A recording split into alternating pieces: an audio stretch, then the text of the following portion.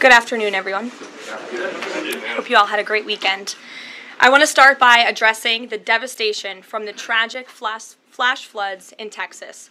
Moments ago, the Department of Homeland Security provided an update that 91 innocent souls have now perished. Everyone here at the White House, including the President of the United States, is praying for the victims' families and friends during this unimaginable time.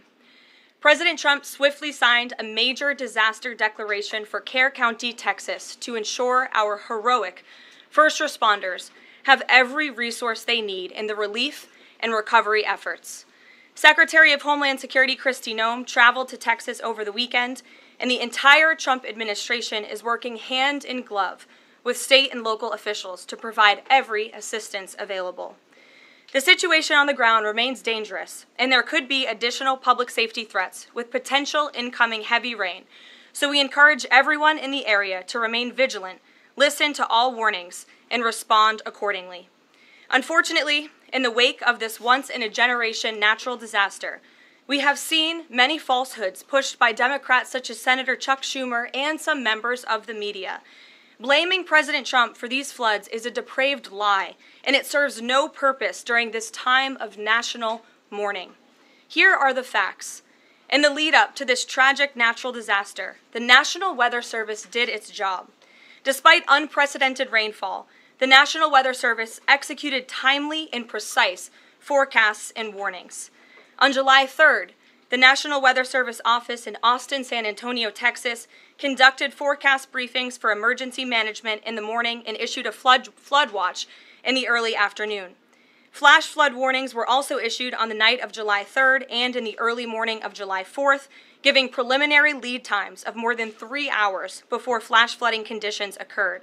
And the National Weather Service office in New Braunfels, which delivers forecasts for Austin, San Antonio, and the surrounding areas, had extra staff on duty during the storms, despite claims of the contrary. So to any person who has deliberately lied about these facts surrounding this catastrophic event, you should be deeply ashamed. At this time, the administration's focus will be on giving the victims and their communities the support they deserve during these recovery efforts in this tragic time. May God bless the great people of Texas, especially the parents who have lost their children. President Trump loves you. We are praying for you, and he will be traveling to see you later this week. Moving along to some further scheduling announcements. Tonight, President Trump will host the Prime Minister of Israel, Benjamin Netanyahu, for dinner, where they will discuss the positive developments taking place in the Middle East region. Tomorrow, the President will host his 6th cabinet meeting of his second term. Many of you will be invited to cover that. And on Wednesday, the President will host leaders from 5 African nations for lunch in the state dining room.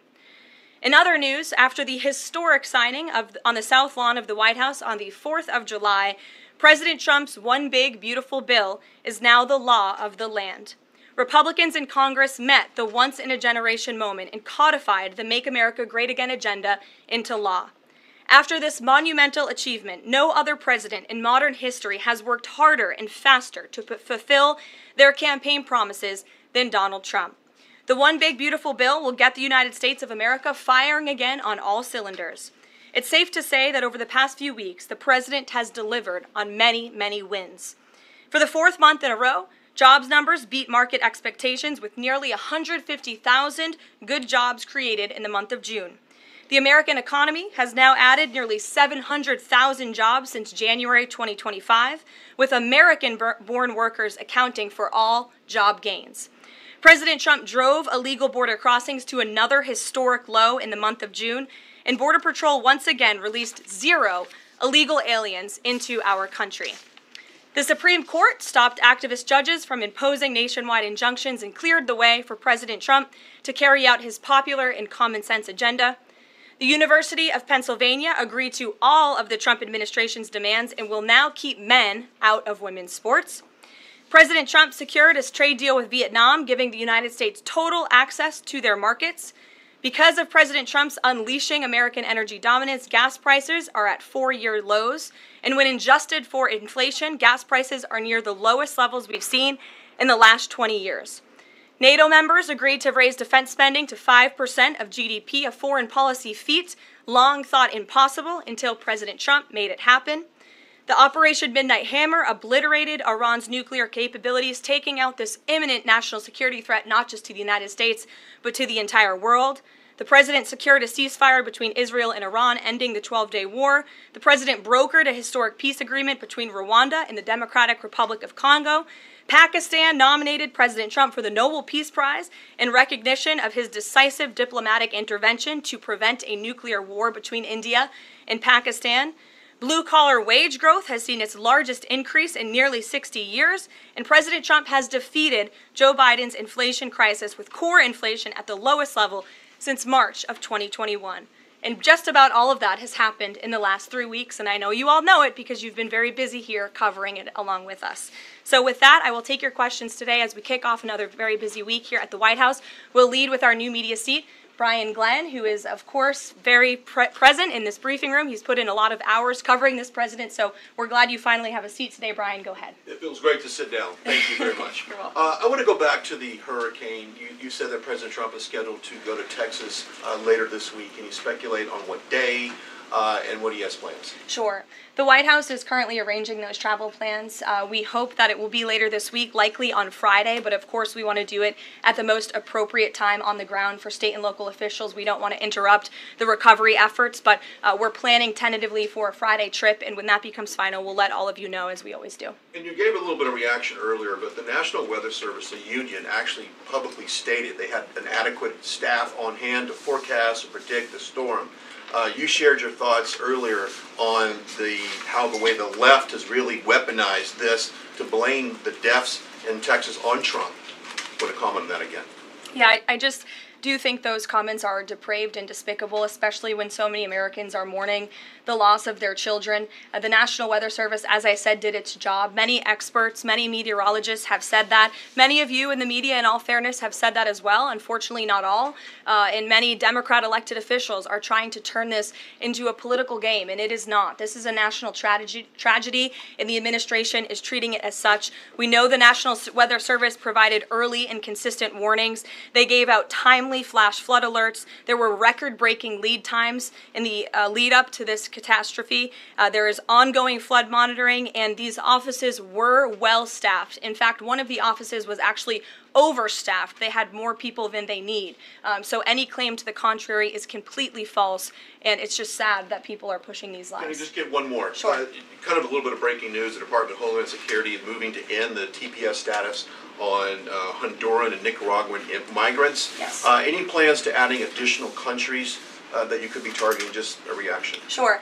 Well, I won't get ahead of the Department of Homeland Security on additional countries, but as you pointed out, they did end temporary protective status for Nicaraguans and Hondurans in this country because TPS, temporary protective status, is temporary by definition. It is not meant to be a permanent path to residency or citizenship here in the United States of America. It was originally granted to Nicaraguans following a natural disaster in 1999. That doesn't sound very temporary to me, and as well as Hondurans in 1999 after the impact of Hurricane Mitch in 1998. And so this administration is doing what it promised to do, and if individuals from these countries want to come here, they have a legal pathway to do it, but temporary protective status was never meant to be permanent. The previous administration abused this status and this parole program, essentially treating it as such, and we're not going to tolerate that any further. Thank you, Brian. Megan. Secretary Bessent said yesterday that countries will boomerang back to the April 2nd tariff level starting August 1st.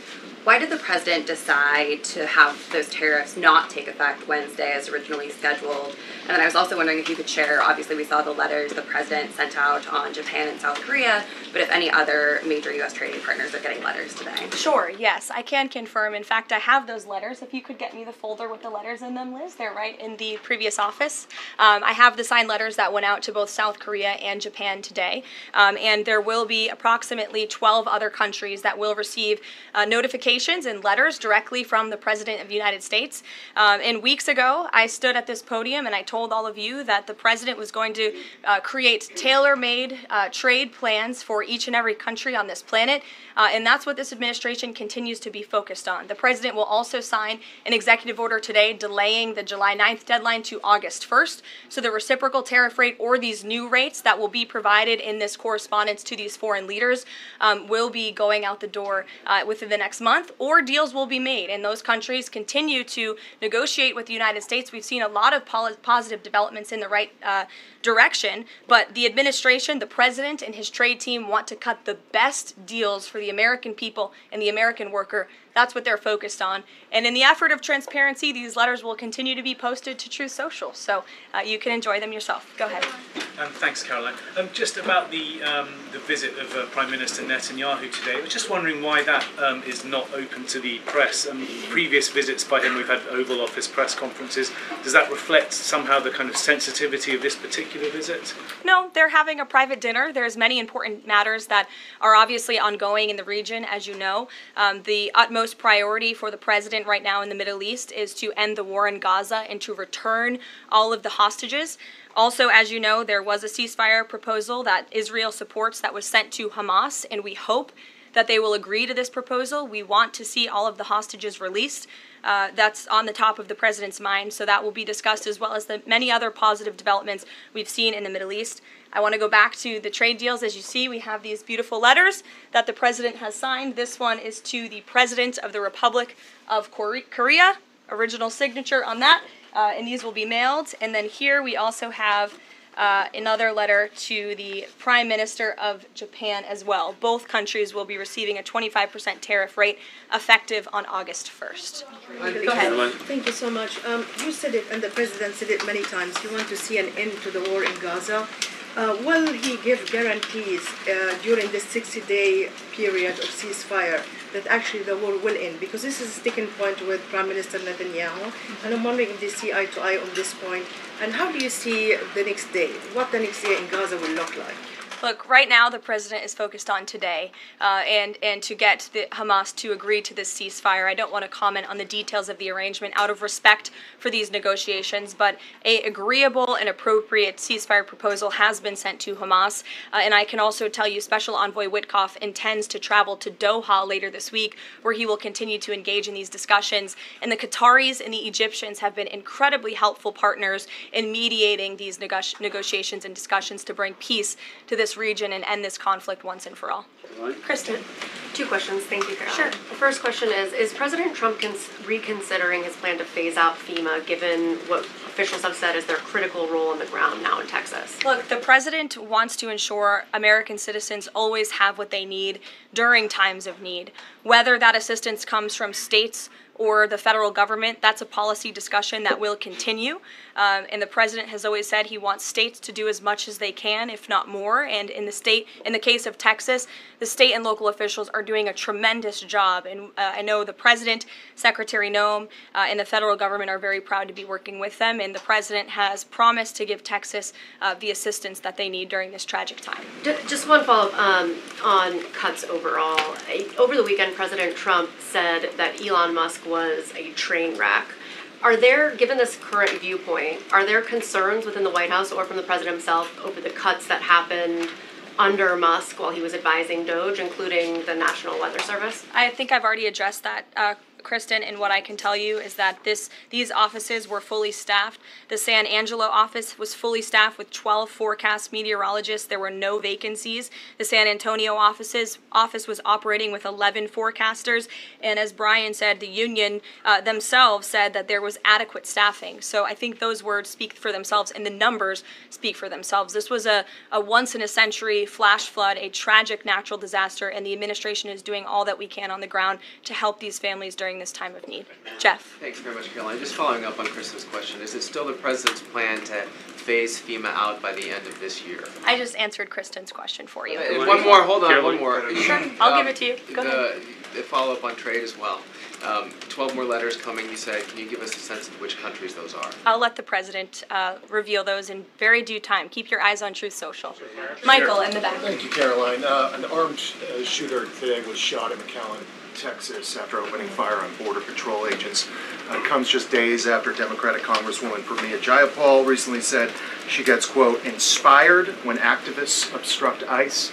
Does the White House expect Democrats to tone down their rhetoric in light of what we saw today in McAllen, Texas? We certainly call on Democrats to tone down their rhetoric against ICE and Border Patrol agents who, again, are everyday men and women. I would encourage AOC and other Democrats to actually meet with the United States Border Patrol. These are honorable Americans who are just simply trying to do their job to enforce the law.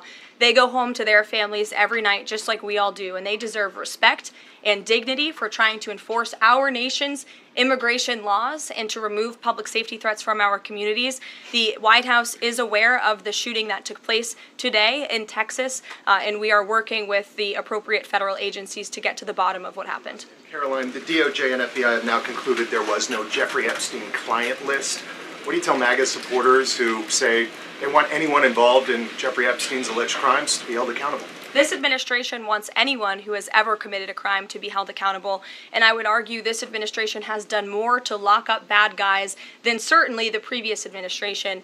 And the Trump administration is committed to truth and to transparency. That's why the Attorney General and the FBI Director pledged at the President's direction to do an exhaustive review of all of the files related to Jeffrey Epstein's crimes and his death, and they put out a memo in conclusion of that review. There was material they did not release because, frankly, it was incredibly graphic and it contained child pornography, which is not something that's appropriate for public consumption, but they committed to an exhaustive investigation. That's what they did, and they provided the results of that. That's transparency. Follow up on that, Sure. Caroline. Okay, so the FBI looks at the circumstances surrounding the death of Jeffrey Epstein. According to the report, this systematic review revealed no incriminating client list. So what happened to the Epstein client list that the Attorney General said she had on her desk? Well, I think if you go back and look at what the Attorney General said in that interview, which was on your network on Fox News. Got the quote. Go ahead. John Roberts said, DOJ may be releasing the list of Jeffrey Epstein's clients. Will that really happen?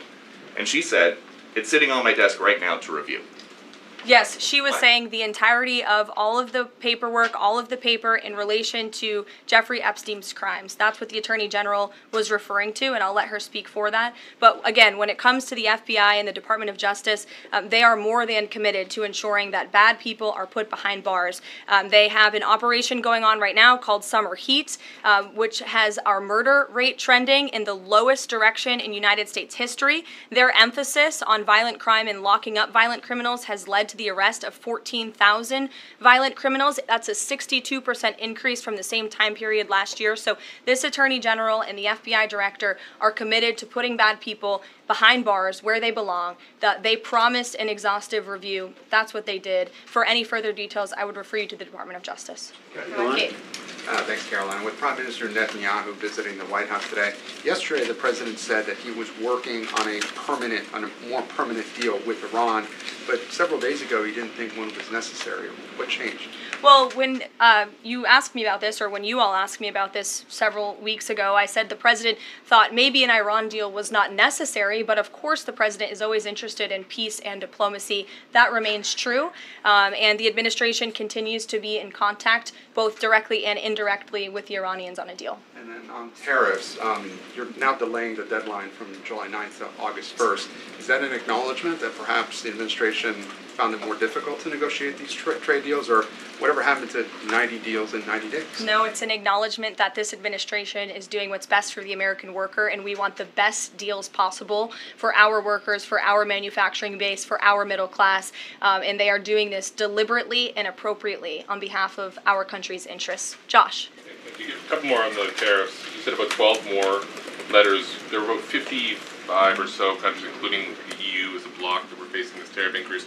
All of those, to understand you correctly, are now deferred to August 1st, right? Correct. And on the 12, what happens with the remaining, whatever it would be, 40-something? So just 12 today. There will be additional letters in the coming days. So all of them are going to get a letter at some point? Correct. Okay, and can you tell me why he decided to start with South Korea and Japan? Are they annoying him? It's the president's prerogative, and those are the countries he chose. And on the sectoral tariffs, it's our understanding that these continue to be a separate track. We're still waiting on a bunch of those. That's right. Can you give us any timing update on when he's going to move on, for instance, semiconductor tariffs and other things that are still in the hopper? I don't have a timing update, but for where they are in the process, I would defer you to the Department of Commerce. Should we expect deals finally as well? He announced his Vietnam deal. Are you close on any other country? The President and the administration, yes, we are close. But again, the President wants to ensure these are the best deals possible. And I would add just one more thing on trade and tariffs to wrap it up. Look at the extensive work this president has put into cutting these good deals and doing what's right for the American worker. He is literally looking at the map and looking at every country on the planet and seeing where they are ripping off the American people, seeing where they have hollowed out our industrial base, seeing where our jobs have gone to other countries overseas because of their tariff policies, and he's trying to correct that. So this is decades of bad trade policy that has led to a deficit that is ravaging our country, that is ravaging our middle class, and the president is taking a very deliberate approach to correcting this wrong of many decades, of many past presidents. And so I think he should be commended for the time and the effort that he is putting into this. And the fact that he has announced a framework with China, a trade deal with the United Kingdom, a trade deal with Vietnam, and many others to come in just a matter of 6 months is truly historic, and it's a testament to this president and his trade team who are working around the clock to get this done. Sure, go ahead. Thank you so much, Caroline. Two questions on Iran. What's the permanent deal with Iran looks like for the president, and what issues related to Iran should it cover? And secondly, has the president seen the interview with Iranian president, which he says that the United States president, Mr. Trump, is capable enough to guide the regions toward a peace and a brighter future, and put Israel in its place, or it gets more into conflict? Has the president seen these comments, and what's his reaction to these comments? I'm not sure if he's seen those comments, but certainly I think it's true that the president is the right man for the job to move the direction, this region into the direction of peace and stability for the future. That's what he and his national security team are working on every day, and we've already seen historic achievements in that direction. Go ahead. In the back. Kelly, go ahead. Great, thank you. And then in front of you. Okay, a couple questions for you. First, y'all need name tag signs. First question on the flooding in Texas. Sure. I know there has been some concern about the timing of the alerts, knowing that they did go out, but the warnings coming out in the wee hours, so while many people were likely sleeping. Can you share just details what you know about why those warnings were sent while people were likely sleeping, and then what the administration is doing to ensure that these alerts come out sooner? Well, the alerts imminently were sent out before the flood when people were sleeping, because the flood hit in the very early hours of the morning. So people were sleeping in the middle of the night when this flood came. That was an act of God. It's not the administration's fault that the flood hit when it did. But there were early and consistent warnings. And again, the National Weather Service did its job. On July 2nd, there were initial notices of potential weather and flooding risks were issued. On July 3rd, escalating warnings throughout the day with a flood watch issued at 1:18 p.m.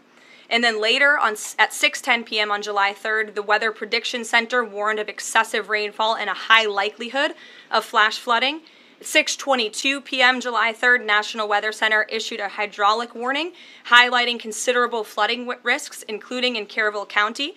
And then there were the timely flash flood alerts at 11:41 p.m., 1:14 a.m., and then another flash flood emergency warning issued at 4:03 a.m. just before the flood hit. So those were all of the warnings that went out to the affected area and region.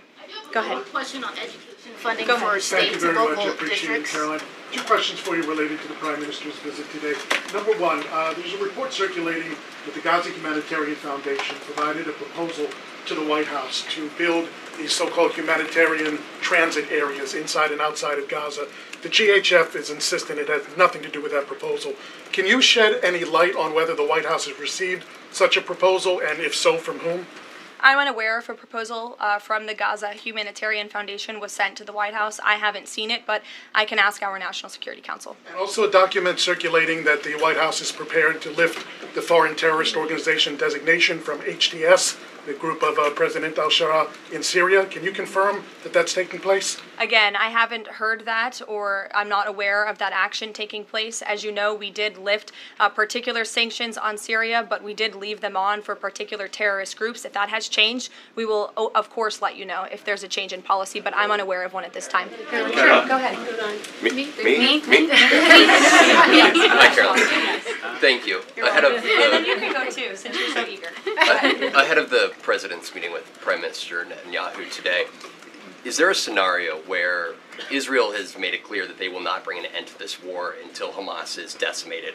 And the president just 5 months ago suggested a potential takeover of Gaza. Is there a situation where tonight the two men will change their posture, and in the scenario that Hamas turns over the remaining hostages, that the war could come to a permanent end, and that they will seek that under that scenario that they would essentially try to bring this war to a permanent end beyond just that 60-day ceasefire? Again, you're putting a hypothetical situation in the air, so I don't want to comment on that out of respect for these ongoing negotiations and discussions that are taking place. But as for the takeover of Gaza, I don't believe the president ever said that. I think he discussed a rebuilding of Gaza once this war is over. This has become an uninhabitable place for human beings, and the president has a big heart. He wants this to be a prosperous, safe part of the region where people and families can thrive, and there will be a need for a real rebuilding effort when the time comes, but right now we need to end this war and we need to bring all of the hostages home. The president is adamant about that. Look, again, I will let the president speak for himself later if he decides to comment on the details of the agreement, but out of respect for the discussions, I won't do that from the podium. Go ahead. So Congressman Lawler and Gottheimer have introduced a bill in Congress, the Bunker Buster Act, that would allow the United States to sell B-2 bombers and bunker buster bombs to Israel. Is that something the president would support? Well, I don't know if the president's aware of the Bunker Buster Act, but I will ask him and see what his opinion on that is. I'm not sure. Right, thank you. Caroline. Thank you, Caroline. Building off of the question earlier about the shooter in Texas who targeted ICE, Axios reported today, I believe, that Democrat lawmakers were saying their constituents are calling on them to be more violent when they go to ICE facilities, including, I believe, they want them to shed blood, and that they said that Democrat lawmakers should be willing to get shot themselves. Can you respond to that, and do you have concerns that any of these lawmakers might act on the wishes of their constituents? It's hard to believe anyone with morals in this country or decency would say such a thing. Obviously, the White House condemns that rhetoric, and we condemn violence of any kind. This administration is simply trying to enforce our laws, and we must be a nation of law and order. You cannot simply waltz across our border and live here illegally and expect to stay. We are going to enforce our nation's laws, and the men and women who are doing that are doing so in a respectful way. They are doing so within the confines of the law, and they are just trying to do their jobs. And we condemn any violence or any calls for violence of any kind against any American. Go ahead. Thank you, Caroline. I wanted to ask you if... I was not calling on you, but you can go ahead. It's fine. There's a lot of people in here today. President Trump already saw the letter that the Colombian president, Gustavo Petro, sent him apologizing for his comments a few weeks ago, suggesting that there was an involvement from the U.S. government in an alleged coup d'etat in Colombia. And Secretary Rubio recalled the U.S. Chartered Affairs in Colombia. Did President Trump saw that letter, and what do you think about the comments from President Petro suggesting that the U.S. has some kind of involvement in a coup? I'm not sure if the president has seen that letter, but I can check with him in the National Security Council. We will get you a response if you follow up with my team. We will find out for you. Caroline? Sure, go ahead. Thank you. Iris, go ahead. Thank you, Caroline. Thank you, Caroline. On two topics. First, I love how excited everyone is on Monday. Yes, Raquel, you can go after. On two topics. First, tariffs. The president announced last night that any countries aligning themselves with the anti-American policies of BRICS will be charged with an additional 10% tariff. Can you tell us more details on that? What specific policies is the president talking about here? What policies should countries stay away from to avoid being subject to additional tariffs? Sure. Well, the president feels, generally speaking, that BRICS is seeking to undermine the interests of the United States. It's the president's utmost responsibility to put the interests of the United States first. That's how he views his job as president. So he's going to ensure that America is fairly treated on the world stage, and he'll take any action necessary to prevent countries from taking advantage of the United States and our people. Raquel, go ahead. On the legal immigrants, Registrar Tom Homan told us this morning that ICE will have to arrest 7,000 legal immigrants every day for the remainder of this administration to just catch the ones that were let in during the last administration. I'm wondering what the new resources and manpower, of course, given by the Big Beautiful Bill, which of course opens the door for ICE to hire additional 10,000 agents and officers. What's the administration's expectations now for daily arrest numbers going forward in the upcoming months? Sure. I'll let the Secretary of Homeland Security and her department speak on what they're looking for in terms of daily numbers. What I can tell you is I receive the daily reports each morning, and ICE is out there doing the jobs that they swore an oath to do, and they are removing public safety threats from our communities every day, and our country is becoming a safer place because of their efforts. And the One Big Beautiful Bill that is now law will give significant resources to ICE and Border Patrol to continue the tremendous work that they are already doing. And I think every American who wants to live in a safe neighborhood should be grateful for their efforts. Thank you, Caroline, Raquel, and then I can go to you. So much. And then you, Dr. Harper. Thank you, Caroline. It's a follow-up on the BRICS question. So does President Trump believe that the BRICS are getting stronger or trying to isolate the United States? And how close is he monitoring this summit that is taking place in Brazil right now? He's closely monitoring it, which is why he put out a statement himself. He does not perceive these countries as growing stronger. He just perceives them as trying to undermine the United States' interests, and that's not okay with him, no matter how strong or weak a country may be. Go ahead. Yes, go ahead. Yes. As promised, yes, go ahead. Thank you. Does Trump have a vision for post-war Gaza? You mentioned, he's talking about now the ceasefire, but does he support permanent or temporary Israeli presence in the Gaza Strip?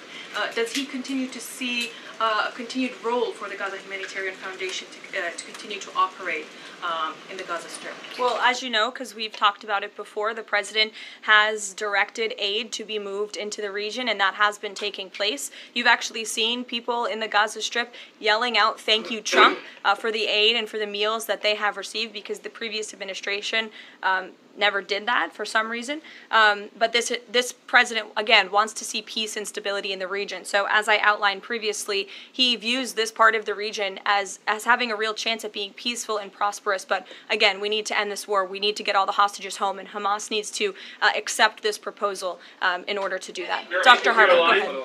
I'm Dr. Anthony Harper with the Intermountain Christian News. Thank you for taking my questions. Given the nature of the Palestinian Authority, with their pay to slay, teaching Jew hatred to children, corrupt leaders, and no elections for 19 years, who does President Trump support to govern Area A and Area B to prevent Hamas from ruling? And what is President Trump's position on Israeli sovereignty? Sure. Well, the president believes Israel, of course, has a right to defend itself. As for the first part of your question, you're getting ahead, Dr. Harper. As I told you, the president wants Hamas to accept this proposal right now. He wants to see peace in this region, and he's committed to doing that. Sean. Hey, Caroline, can you just please walk us through the decision to halt the supply of weapons to Ukraine at a time when Russia is really hitting Ukrainian cities and civilians? Sure. Was that the president who decided that, or did the Pentagon do it without his approval? No, neither of those things are true. I'm happy to walk you through it. This was a standard review by the Pentagon of all weapons and all aid and all support that the United States is providing all countries and all regions around the world, not just Ukraine. When the Secretary of Defense took office, he directed the Pentagon to conduct this review to ensure that everything that's going out the door aligns with America's interests. So it's a pause to review to ensure that everything the Pentagon is pushing out there is in the best interest of our military and our men and women in uniform. Fran.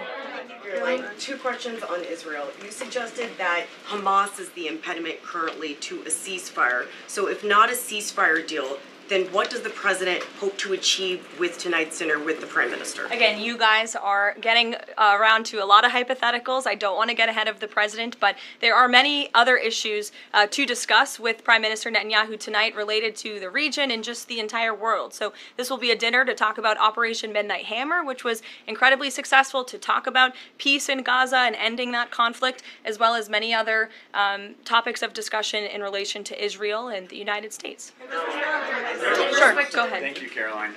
Given the fact, this is on the trade letters, given the fact that the president put into effect the tariffs on April 2nd and then put the pause into place, is the president at all concerned that these countries that are receiving the letters won't take them seriously because the deadline seems to have shifted already and may shift again?